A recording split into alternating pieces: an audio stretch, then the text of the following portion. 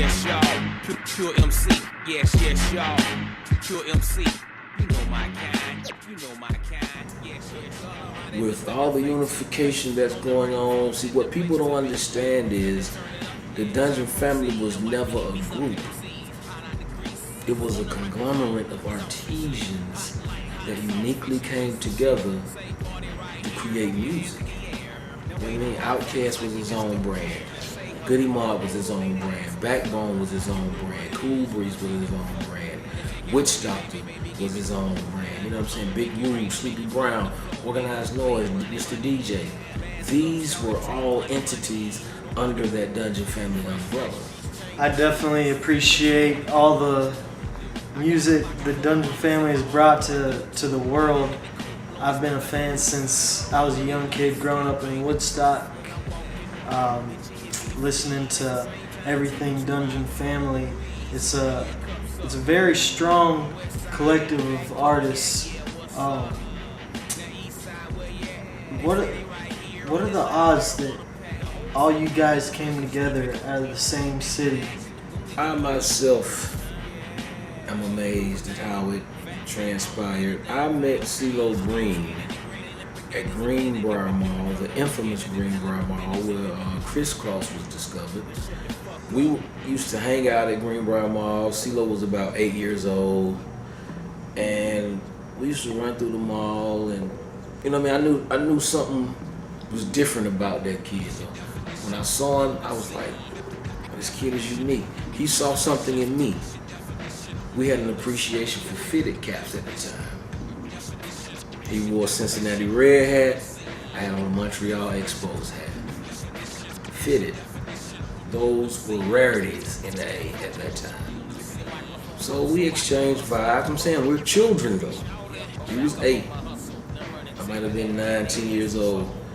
But we knew it was something unique about this friendship. So years passed. We're in high school now. Hadn't seen CeeLo since we used to hang out at the mall. Me and Cujo Goody ran into each other in high school. And some things transpired, and me and Cujo began to hang out. And one day we rode to the studio. Lo and behold, the cat that was in the booth was CeeLo Green. I was like, yo, shawty, I didn't know you ride. He was like, yeah, man, I've been doing it, but we were a couple of years older, so we were maybe 15, 16 years old. And he was in the booth doing his thing, and, you know, we didn't think nothing of it. We kept going as individuals, as young men. And then, after we graduated high school, Cujo and I rode to this spot next door to the infamous Jelly Bean skating rink. If you're from Atlanta, you're really familiar with Jelly Bean skating rink. That's where all of Atlanta culture hung out at one time. North Atlanta, South Atlanta, East Atlanta, West Atlanta. All met at Jelly Bean skating rink. Rico Wade, Sleepy Brown, Marquez Etheridge, who wrote Waterfalls, all used to be in there, and they had a uniqueness about it. And we didn't migrate toward each other because we wanted to do music. We just recognized an individualism in each other that attracted us to each other on a bigger level.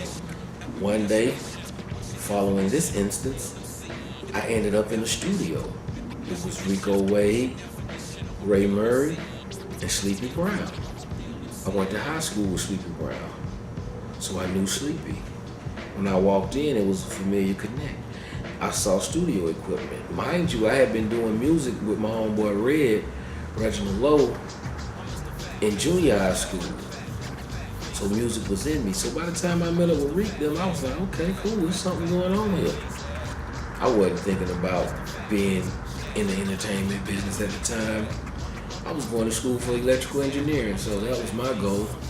You know what I mean? So next thing I know, 2 young cats come in the studio at that time by the name of 2 Shades Deep.